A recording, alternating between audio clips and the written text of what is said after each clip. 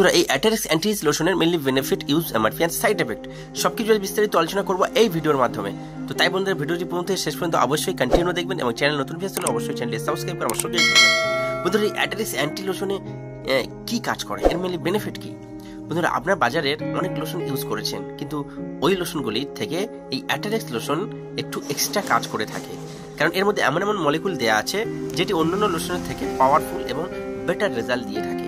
বন্ধুরা এই অ্যাটারিক্স anti লোশনের mainly কাজ কি কি ক্ষেত্রে আমরা ব্যবহার করব?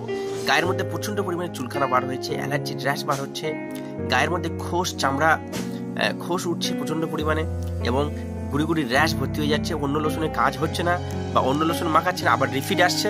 তো তার জন্য এই অ্যাটারিক্স অ্যান্টিজ লোশনটি একটি বেটার রেজাল্ট দিয়ে থাকে।